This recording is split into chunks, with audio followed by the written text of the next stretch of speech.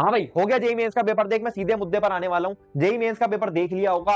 हाँ, उतना भी टफ नहीं था, मुझे पता है। हो सकता है कुछ बच्चों को टफ लगाओ, कुछ बच्चों को आसान लगाओ, कुछ बच्चों को ऐसा लगाओ कि यार ये तो हो सकता था, थोड़ा सा एक्स्ट्रा मेहनत डाल लेते। कुछ बच्चों को ऐसा लगा होगा कि यार रियलिटी चेक मिल गया हमको, हम तो किस लेवल की तैयारी कर रहे थे, पेपर किस लेवल का था। और देखो मेरे भाई, सिंपल सी बात है, जेईई मेंस एक पैटर्न को फॉलो करता है। आप सारी की सारी शिफ्ट्स को देखोगे, आपको वो पैटर्न नजर आ जाएगा।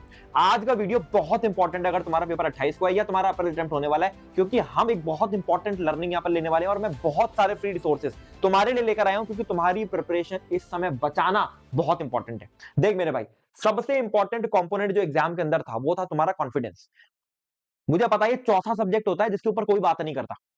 भाई फिजिक्स, केमिस्ट्री और मैथ, यहाँ पर एक शिफ्ट में केमिस्ट्री ट्रिकी बना दी गई, एक शिफ्ट में मैथ थोड़ी सी मॉडरेट कर दी गई, जहां मैथ्स बच्चे टफ समझ के बैठे होते हैं। किसी शिफ्ट में भाई साहब फिजिक्स थोड़ी सी टफ बना दी गई, जो साला कभी नहीं हुआ था। तो भैया एनटीए हमसे कहना क्या चाहता है? एनटीए हमें समझाना चाहता है कि तुम हर तरीके से रेडी होने चाहिए, और तुम्हारे अंदर से ये आवाज आनी चाहिए कि छोटा सा पेपर ही तो है, जो मैंने तैयारी कर रखी है वही तो मैं करके आऊंगा, उसके अलावा तो मैं एक्स्ट्रा नहीं कर लूंगा। ये कॉन्फिडेंस अगर तुम्हारे अंदर होगा ना, तो तुम पेपर अटेम्प्ट बहुत आराम से कर सकते हो।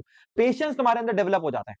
अब मुझे कमेंट सेक्शन में ये चीज सुनिए कि कितने बच्चे एग्जाम के अंदर एक्चुअली में कॉन्फिडेंट थे, क्योंकि जिनका ये चौथा सब्जेक्ट कॉन्फिडेंस स्ट्रांग था ना, पेपर फोड़ दिया होगा उन्होंने। पेपर टफ नहीं था, बस पेपर में थोड़ा बहुत ऊपर नीचे चीजें करी जा रही थी ताकि आपका कॉन्फिडेंस हिलाया जा सके।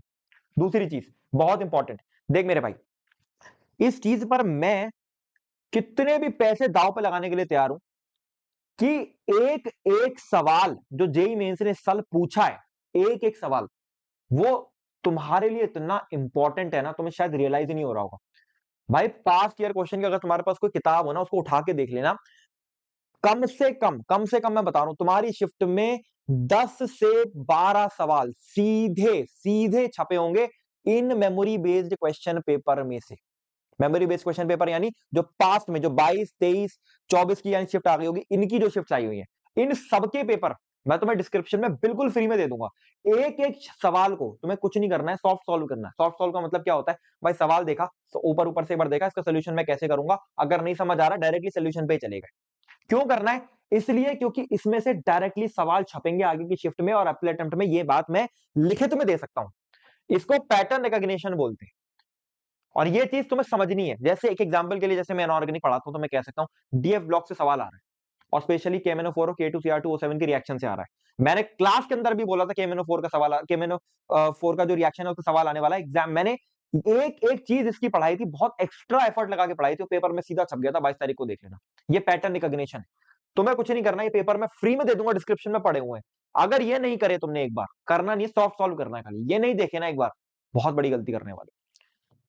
तीसरी चीज, भाई आज के दिन अगर तुम अपने मार्क्स को इंप्रूव करना चाहते हो, सबसे इजी तरीका, जो बच्चे जहां पर इजी 10-15 मार्क्स छोड़ रहे हैं, वो है साइंटिफिक तरीके से गेस वर्क करना। भाई एमसीक्यू बेस्ड पेपर रखा इसलिए जाता है कि कुछ सवाल तुम ऐसे अपने स्किल्स के बेसिस पर सॉल्व करने वाले।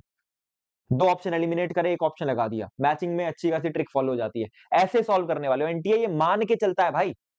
इसके ऊपर मैंने एक बहुत डिटेल्ड वीडियो बनाया है, किस तरीके से आप तुक्का टेक्निक्स का यूज करके कम से कम 2 से 3 सवाल एक्स्ट्रा सही कर सकते हो। मैं ज्यादा भी नहीं बोलूंगा, ऐसे नहीं बोलूंगा कि 50 नंबर लेकर आ जाओगे, नहीं, 10-15 नंबर ला सकते हो। डिस्क्रिप्शन में दूंगा इसका वीडियो भी, देखना है, बहुत जरूरी है। ठीक।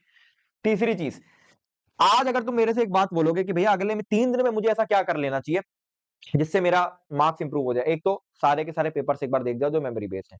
साथ में फिजिक्स के अंदर बहुत इंपॉर्टेंट है, फिजिक्स के अंदर एक एक कोने से सवाल पूछा जा रहा है, कोई कोना नहीं छोड़ा जेईई मेंस ने, कोई कोना नहीं छोड़ा।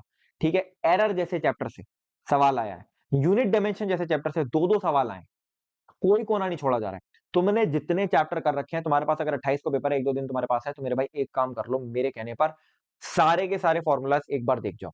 सारे के सारे फॉर्मूलाज, एक एक कोने से सवाल आ रहा है, मैं सच बता रहा हूं, छोटे से छोटा फॉर्मूला जो तुम्हें पढ़ाएगा वो देख जाओ, पूछा जा सकता है सवाल। और मेमोरी बेस्ड पेपर देखोगे तो ये चीजें अपने आप पता लग जाएंगी। ये चीज कर लेना। साथ में मैं ये भी बोलूंगा, अगर तुमने कोई चैप्टर नहीं कवर करा हुआ है ना, तो अगर तुम्हें 1 घंटे का 2 घंटे का वन शॉट मिल रहा है, कर लो। कुछ टीचर होंगे बोलेंगे लास्ट के टाइम में मत कवर करो, भाई मैं तुम्हें जेन्युइनली एक्सपीरियंस से बात बता रहा हूँ। फ्लूइड्स का क्वेश्चन आया था, इतना आसान क्वेश्चन था ना, इतना आसान क्वेश्चन आया, मेरे ख्याल से 23 की शिफ्ट में था, इतना आसान लड्डू क्वेश्चन आया था ना कि किसी बच्चे ने अगर वन शॉट के पहले 5 मिनट भी देखोगे तो भी आंसर कर देगा। तो ये बात समझो, बहुत इंपॉर्टेंट है। वन शॉट अगर नहीं कर रखा है कोई चैप्टर ना, 1-2 चैप्टर ऐसे लग रहे कर सकते हो, एक एक 2-2 घंटे के वन शॉट का टाइम है, देख जाओ, जरूरी है। ठीक, इसके साथ में भाई बहुत इंपॉर्टेंट, अगर केमिस्ट्री की मैं बात करूंगा, केमिस्ट्री ट्रिकी आ रही है, पर यहां पर केमिस्ट्री का पैटर्न रिकॉग्निशन से एक बात समझ में आ रही है, इनऑर्गेनिक में ज्यादा नहीं घुमाया जा रहा है। अगर इनऑर्गेनिक का एक भी चैप्टर छोड़ रखा है, ठीक है, ये मेरी प्लेलिस्ट है भाई, यहां मैंने इनऑर्गेनिक का चप्पा चप्पा कवर करा हुआ है, और चिल्ला चिल्ला के मैंने बोला था कि एनटीए को हर वीडियो में चैलेंज कर रहा था, इसके बाहर सवाल बना के दिखा देना, फिर चैलेंज कर रहा हूं, इसके बाहर सवाल बना के दिखा देना। पूरा 100% इनऑर्गेनिक यहां से आने वाला है। अगर पी ब्लॉक नहीं कर रखा है, डीएफ ब्लॉक नहीं कर रखा है, केमिकल बॉन्डिंग नहीं कर रखा है, कुछ भी ऐसा चैप्टर है जो नहीं कर रखा, कोऑर्डिनेशन से तो 3-3 सवाल पूछे जा रहे हैं भाई, कुछ भी ऐसा चैप्टर है जिसमें लग रहा नहीं कर रखा है, ज्यादा बड़ी लेंथ नहीं है, 2-2.5 घंटे में सब कंप्लीट कर दिया विद क्वेश्चंस, ठीक है, फ्री है, डिस्क्रिप्शन में लिंक दे दूंगा, इसको देख लेना, मेरे चैनल पर ही मिल जाएगा, ठीक। इसके साथ में देख मेरे भाई, आज के दिन तेरे पास सबसे बढ़िया जो रिसोर्स जो तेरे मार्क्स को इंप्रूव करा सकता है, वो पता क्या होगा? वो होगा जो तू अभी एनालिसिस करने वाला है, किसका? जो तेरे को मैं भी मेमोरी बेस्ड पेपर दूंगा, उसका एनालिसिस, उसका एनालिसिस करके एक बार सॉफ्ट सॉल्व कर ले सारे, तेरे को अपने आप समझ आएगा क्या पूछा जा रहा है, क्या नहीं पूछा जा रहा है, कहां पर मेरे को फोकस करना है।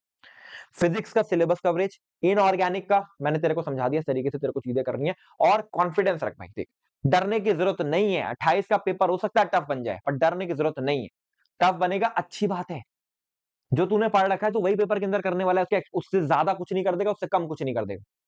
पर इसके अलावा इस चीज का खास ख्याल रखो, मैं एक तेरे को एक चीज और दे देता हूं, मैं टॉप 30 मोस्ट रिपीटेड क्वेश्चन जो हर साल पूछे जा रहे हैं, उसका मोस्ट रिपीटेड टॉपिक्स क्वेश्चन मैं सब कुछ दे देता हूं तेरे को, इसका एक पीडीएफ मैंने बनाया है स्पेशली, ये भी डिस्क्रिप्शन में फ्री में दे दूंगा भाई, सब कुछ फ्री में दे दूंगा, क्यों परेशान हो, ठीक है। इसको उठा ले, और इसके 30 रिपीटेड क्वेश्चन रट के चले जा, ये होती है तैयारी, ये फर्क है प्रिपरेशन और पढ़ाई का, ये रट के चले जाए, हम स्मार्ट वर्क कर रहे हैं। अब इन 30 में से एक या दो सवाल बैठ जाएंगे। अब जब तू कॉन्फिडेंट होगा ना कि भैया मैं, मेरे को तुक्का टेक्निक्स का भी सही तरीके से यूज करना आता है, इनऑर्गेनिक मेरी पूरी अच्छी तरीके से कवर है, फिजिक्स का मेरे को चप्पा चप्पा मैंने कवर कर रखा है, ये 30 सवाल मैंने अलग से रट के चला गया मैं। इसके साथ में यहां पर पिछली सारी शिफ्ट में देख कर गया हूं, मैं गारंटी दे रहा हूं तेरा 28 तारीख को ये सब करके तू कम से कम 50 से 60 नंबर अपने ना बढ़ा ले तो। ये टेक्निक्स हैं जो एक्सपीरियंस से आती है, मैं 3 बैच निकाल चुका हूं जेईई मेंस के भाई, यही सब टेक्निक्स को यूज करा करा के बच्चे 99 98 लेकर आते हैं, तो तुम भी लेकर आओगे। तो कमेंट में जल्दी से करो कि तुम्हारा टारगेट स्कोर क्या है, कितने मार्क्स आ रहे हैं अगर पुरानी शिफ्ट में एग्जाम दे दिया है तो। दिस इज ऑल, जो चीजें बोली हैं सब डिस्क्रिप्शन में पड़ी हुई हैं, प्लीज यूज करो उसको, प्लीज चीजें ठीक से करो। This is all, Sangal Jauhari signing of.